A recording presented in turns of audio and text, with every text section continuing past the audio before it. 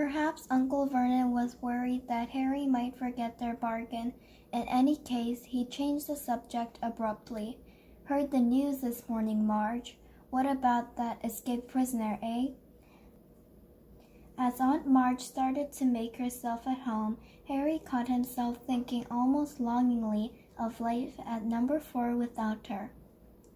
Uncle Vernon and Aunt Petunia usually encouraged Harry to stay out of their way, which Harry was only too happy to do.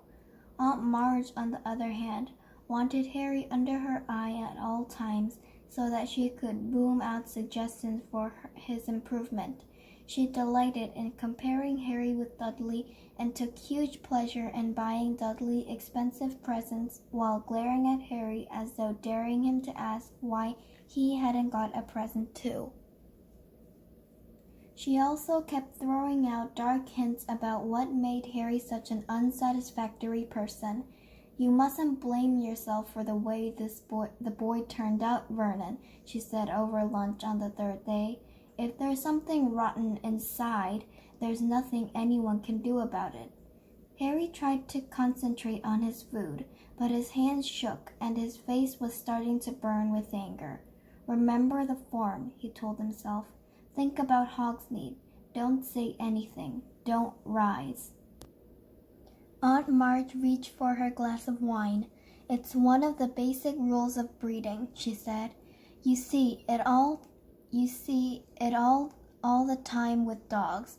If there's something wrong with the bitch, there'll be something wrong with the pup." At that moment, the wine glass Aunt Marge was holding exploded in her hand. Shards of glass flew in every direction, and Aunt Marge spluttered and blinked, her great ruddy face dripping. "Marge!" squealed Aunt Petunia. "Marge, are you all right?" "Not to worry," grunted Aunt Marge, mopping her face with her napkin. "Must have squeezed it too hard. Did the same at Colonel Fubster's the other day. No need to fuss, Petunia. I have a very firm grip." But Aunt Petunia and Uncle Vernon were both looking at Harry suspiciously, so he decided he'd better skip pudding and escape from the table as soon as he could. Outside in the hall, he leant against the wall, breathing deeply. It had been a long time since he'd lost control and made something explode. He couldn't afford to let it happen again. The Hogsmeade form wasn't the only thing at stake.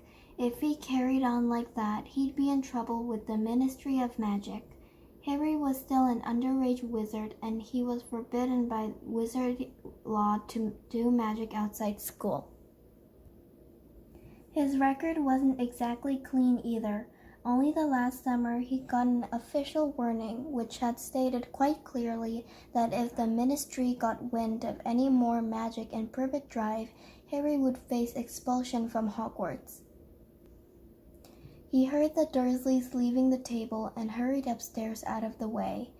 Harry got through the next 3 days by forcing himself to think about his handbook of do-it-yourself broom care whenever Aunt Marge stared on him.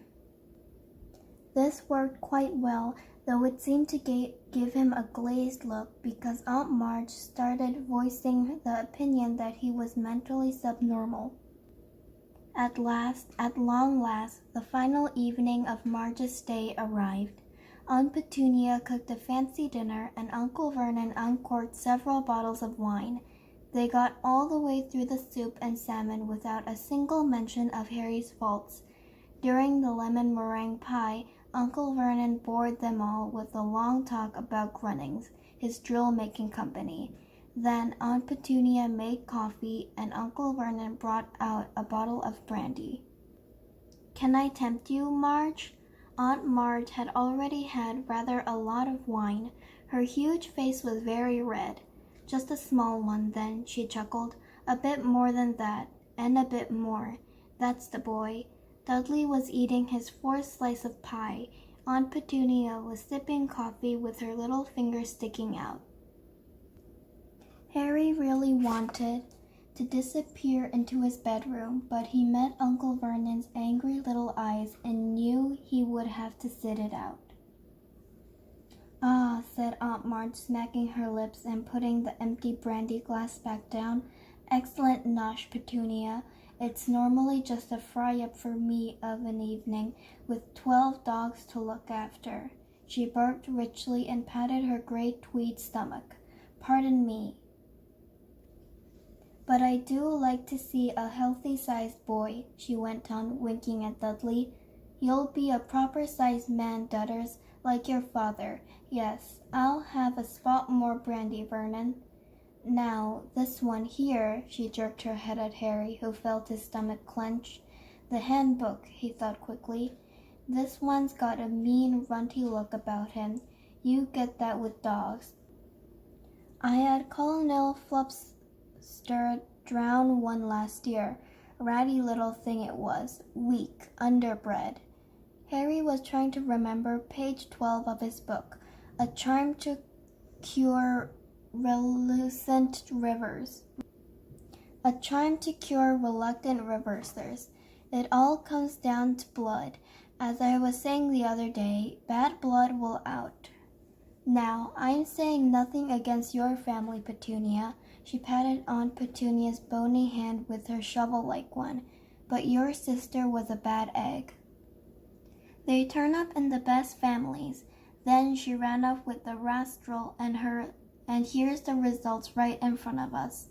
Harry was staring at his plate, a funny ringing in his ears.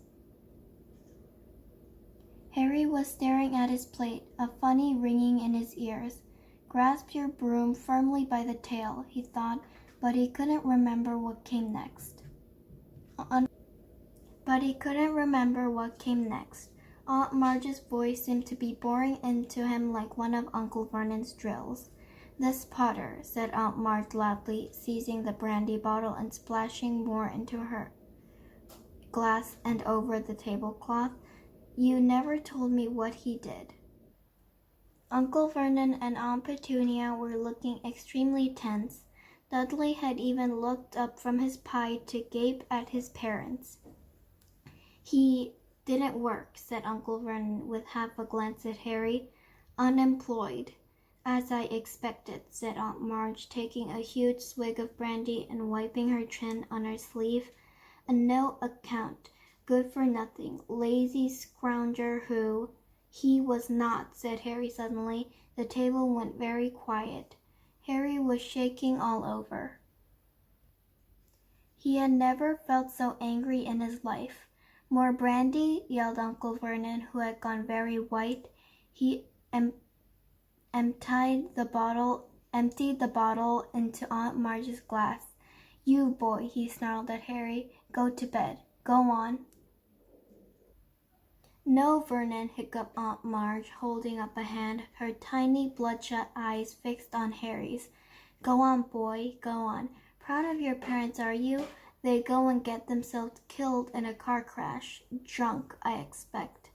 They didn't die in a car crash, said Harry, who found himself on his feet. They died in a car crash, you nasty little liar, and left you to be burdened on their decent, hard-working relatives, screamed Aunt Marge, swelling with fury.